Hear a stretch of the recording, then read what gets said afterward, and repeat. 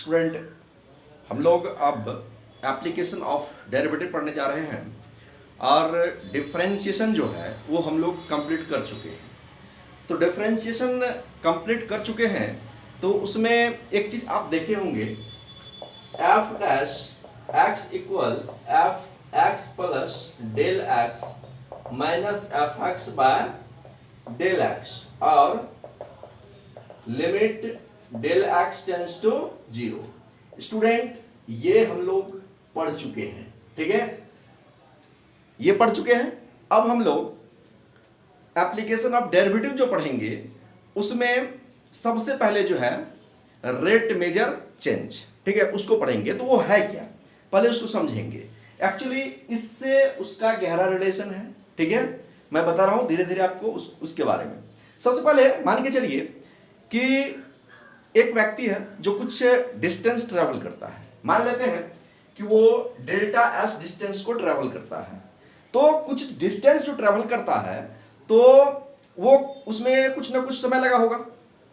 मान लेते हैं कि वो समय है डेल्टा टी, ठीक है, डेल्टा टी। आप समझ रहे हैं कि डेल्टा टी ले रहे हैं, मतलब एक लंबा दूरी, लंबा टाइम अंतराल में वो कवर कर रहा है, ठीक है। तो ये del x by del t, ये जो आपका निकलेगा ये निकल जाएगा आपका एवरेज वेलोसिटी, ठीक है। लेकिन स्टूडेंट, ये जो एवरेज वेलोसिटी है ये कम यदि होता है, कितना कम, बहुत ज्यादा कम, बहुत ज्यादा कम, 1 सेकंड नहीं, आधा सेकंड, टाइम इंस्टेंट जो है इसका कितना हो जाएगा, आधा सेकंड। मान लीजिए कि इतना कम हो जाए, इतना कम कि ये जो डेल्टा टी है ये टेंस टू 0 हो जाए, डेल्टा टी ये टेंस टू 0 हो जाए, यानी कि इंस्टेंटेनियस रेट ऑफ चेंज की ये बात कर रहा है। तो इंस्टेंटेनियस रेट ऑफ चेंज जैसे ही होगा ये हो जाएगा ds बाय डी टी, और ये जो वेलोसिटी होगा आपका ये हो जाएगा इंस्टेंटेनियस वेलोसिटी, ठीक है स्टूडेंट। तो हम लोग इसमें जो बात करेंगे इंस्टेंटेनियस की ही बात करेंगे। ये जो आपका हो रहा है यहां पर f dash x equal limit del x tends to 0, sir ये भी इंस्टेंटेनियस रेट ऑफ चेंज की बात कर रहा है, ठीक है। बहुत छोटा टाइम इंटरवल, बहुत, 1 सेकंड से भी छोटा, आधा सेकंड से भी छोटा, उससे भी छोटा, तो ये निकलेगा ds बाय dt। अब एक चीज है, इसमें हम लोग अभी जो रेट मेजर चेंज में जो हम लोग पढ़ेंगे बिल्कुल इसी के बारे में पढ़ेंगे। आप देख लो वहां होता है dy by dx। What is this? This is, ये जो y है, rate of change of y, rate of change of y with respect to x, ठीक है, rate of change of y with respect to x। x के respect में y कोई तुम्हारा function है, वो चेंज हो रहा है, ठीक है।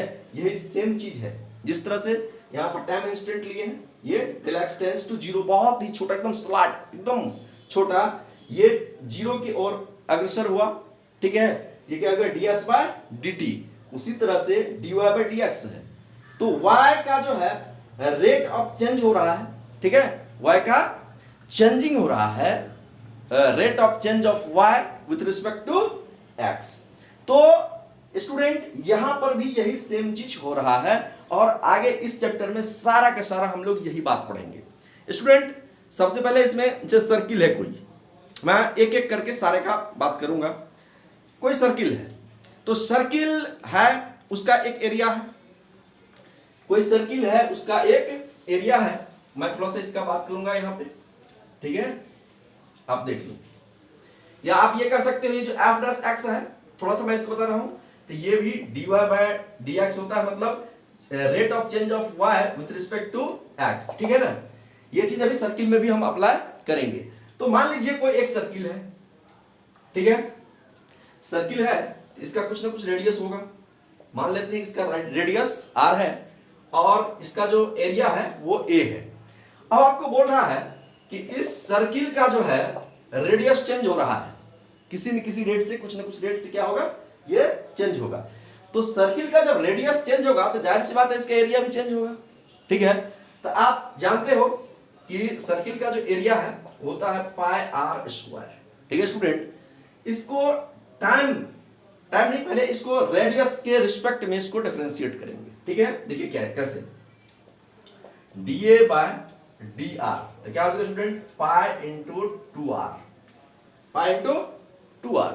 चूंकि रेडियस में चेंज होगा, रेडियस अभी आपका ये रेडियस है और रेडियस अब चेंज हो रहा है, रेडियस बढ़ रहा है, तो ये नया r जो है आपका ये हुआ, ठीक है, तो r बढ़ेगा तो इसका क्षेत्रफल भी बढ़ेगा, ठीक है।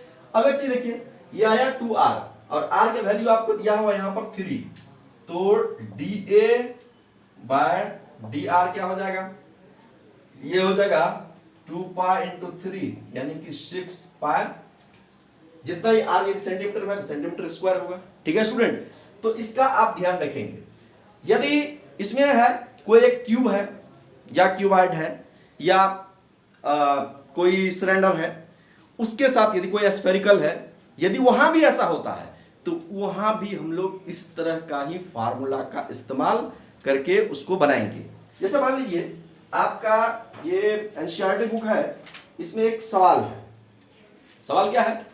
सवाल ये है कि कोई एक घन है जिसका मतलब आयतन जो है वो बढ़ रहा है 8 सेंटीमीटर क्यूब प्रति सेकंड की दर से, ठीक है।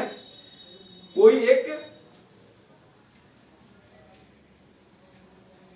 घन है, ठीक है, मतलब क्यूब है, तो dv by dt equal 8 centimetre cube प्रति सेकंड, ठीक है। अब कहता है उसका सरफेस क्षेत्रफल जो है वो किस दर से बढ़ रहा है, सरफेस क्षेत्रफल किस दर से बढ़ रहा है, ds by dt equal what, ठीक है। जबकि किनारे की लंबाई 12 सेंटीमीटर है, ठीक है, जबकि किनारे की लंबाई कितनी है, 12 सेंटीमीटर, मतलब इंस्टेंट अभी अभी तुरंत जो किनारे की लंबाई है वो कितना है, वो है dx by dt equal 12 centimetre, ठीक है। स्टूडेंट सबसे पहले हमको रिलेशन देखना है कि क्या दिया हुआ है और क्या निकालना है। तो अभी देखिए dv बाय dt हमको दे दिया गया है, ds बाय dt निकालना है और dx बाय dt भी हमको दे दिया गया है। तो स्टूडेंट आप जानते हैं कि घन का जो वॉल्यूम होता है, आयतन होता है, ठीक है, तो सबसे पहले तो let edge of cube is x, ठीक है, इसका जो एज है कितना है, वो x है, ठीक है student. As of cube is what, sorry length of cube, इसका जो है क्या हो जाएगा, x is the length of the cube, ठीक है, x length LENGTH, length of cube क्या है, x सेंटीमीटर है मान लीजिए, ठीक है। तो इसका भी जो होगा, भी हो जाएगा x क्यूब, ठीक है, x क्यूब, हाँ ठीक है। अब हम लोग चलते हैं थोड़ी सी और आगे, ठीक है स्टूडेंट। अब हम इसको डिफरेंशिएट करेंगे, मतलब वॉल्यूम को हम डिफरेंशिएट करेंगे टाइम के रिस्पेक्ट में, ठीक है। अब देखिए कैसे, तो dv by dt equal dv by dx और dx बाय dt। स्टूडेंट यहां पर एक समझने वाली बात है, चेन रूल का इस्तेमाल किया है, ठीक है। सबसे पहले वॉल्यूम जो बढ़ेगा वो इसका जो लेंथ है, क्यूब का जो लेंथ है उसके रिस्पेक्ट में बढ़ेगा, ठीक है, और ये लेंथ जो है ये टाइम के रिस्पेक्ट में बढ़ेगा।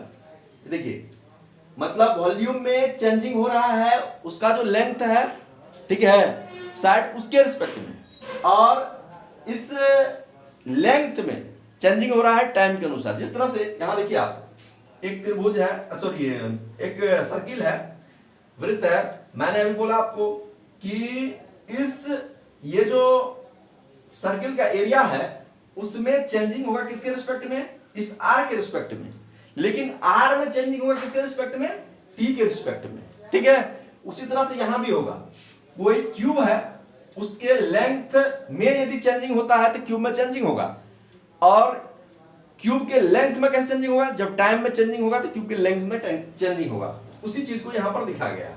तो डीवी बाय डीटी हमको कितना दिया हुआ स्टूडेंट, ये हमको दिया गया है 8 सेंटीमीटर क्यूब प्रति सेकेंड, और यहां हम करेंगे क्या, d x cube by d x और d x by D t. Student 3x square और d x by D t हमको d x by D t, एक second, d x by D t नहीं, ये तो हमको सिर्फ x का वैल्यू दिया गया है 12 सेंटीमीटर, ठीक है, ये x का केवल वैल्यू दिया गया है 12 सेंटीमीटर, सॉरी x का वैल्यू दिया गया है। अब क्या करना है, ये मेरा निकला है, और d x by D t हमको निकालना क्या है, हमको निकालना है d S by D t, ठीक है ना स्टूडेंट। अब देखिए यहां पर देखिए, अब आप ये क्या हो जाएगा, ये हो जाएगा आपको ऐसा, d x by D T equal what, 8/3 x square, ठीक है स्टूडेंट, ये ऐसा हो जाएगा। अब हमको चाहिए क्या, अब हमको क्या चाहिए, अब d S by D t चाहिए, इसको तब तक आप रहने दो यहां पर, ठीक है। अब इसमें s इक्वल